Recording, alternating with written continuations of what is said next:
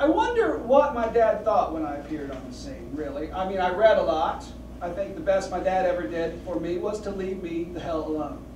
He didn't pressure me to go outside and throw balls or join the team. If he was disappointed in my lack of interest in things he was interested in, he never showed it. I believe he was just as proud when I finished Johnny Tremaine. Well, last spring, I decided to listen to that voice of Dr. Phil and meet Sunday afternoons with other men and play kickball, a game that I had not played since elementary school, a sport that to me seems benign, vintage even, a throwback to those innocent, rollicking playgrounds of one's youth.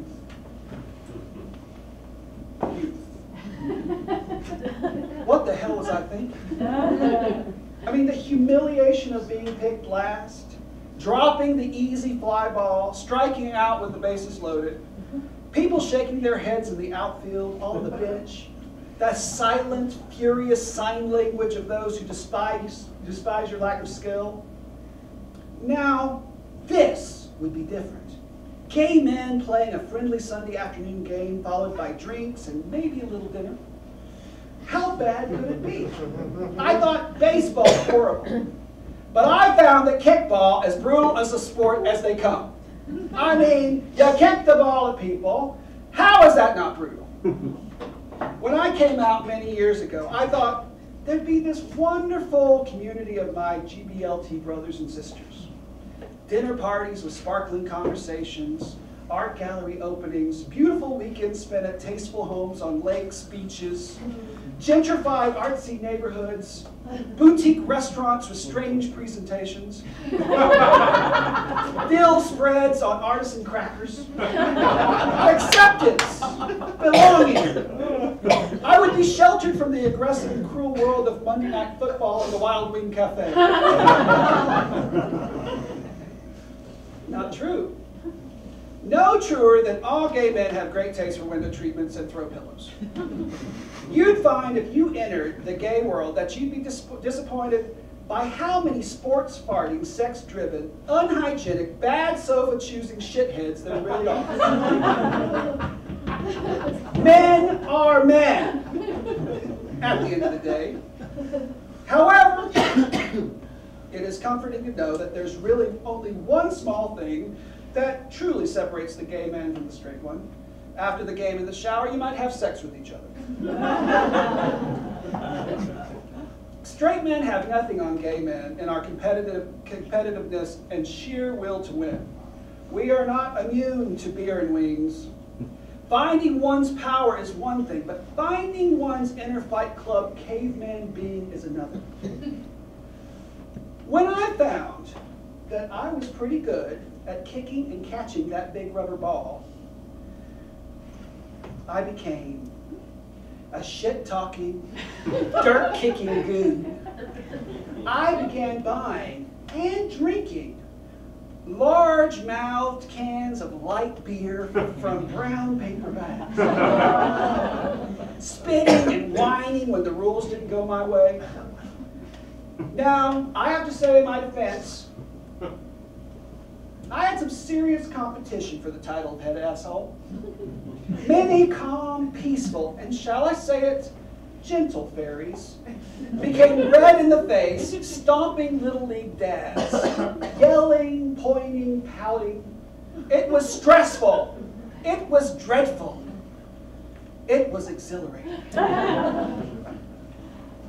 Now, as suddenly as the storybook witch, I had lost my evil powers one Sunday afternoon. One Sunday afternoon, as I caught a ground ball, my finger went crooked. At first, I thought it was stove. However, it sat at a 90-degree angle from my finger. I was appalled by the lack of sympathy for my sports injury and sat alone and embarrassed. They didn't believe that I was hurt, or they seemed annoyed that this small drama was distracting them from the game. No sensitive, let me look at that fella. No, we should get some ice. No, can I get you a smoky brie on a Tuscan cracker?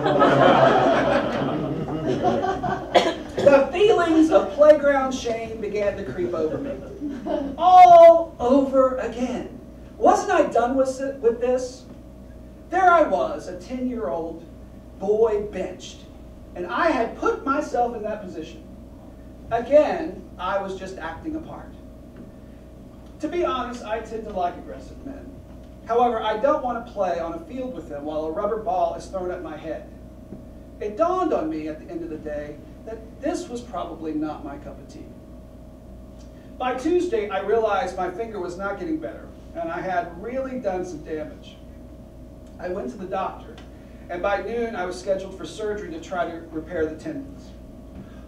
On the wall, no lie, was a poster of an injured finger making contact with, you guessed it, a big rubber ball, just like mine. The doctor said there was a good chance that I would make a decent recovery, but probably not 100%. The tendons, he explained, are like wet toilet paper, and the repair is delicate and not always successful. Without the surgery, I would not be able to snap my fingers or even be able to truly do jazz hands again. Goodbye, Fosse. I would never be able to do two of my favorite hand gestures, the Spock and the bird. The only good thing about the surgery was twilight sleep. I'm really a fan of twilight sleep. And I really think if I become a very successful rich man, I'm going to open a chain of twilight sleep bars. I have not slept that well in years. Now, it took 16 weeks of healing and physical therapy to get the finger to where it's at today. Do you think I received one card? One flower bouquet from my gay teammates? One small jar of expensive jam made from jungle fruits? No!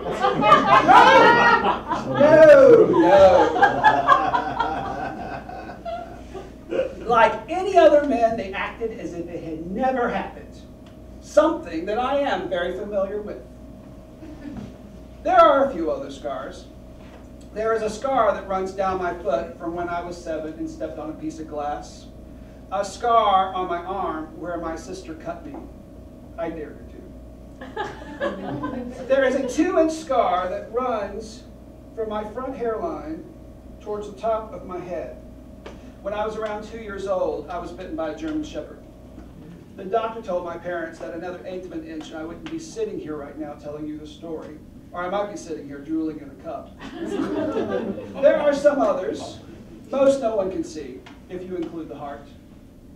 Every once in a while, I get a scar tingle, or a small, sharp, stretchy pain. I think the body repairs itself as it can, and the scar is there to remind us. It is the remembrance of the moments that are truly sharp and painful, to warn us that we must take care. Hopefully, it doesn't stop us from picking ourselves up and trying again.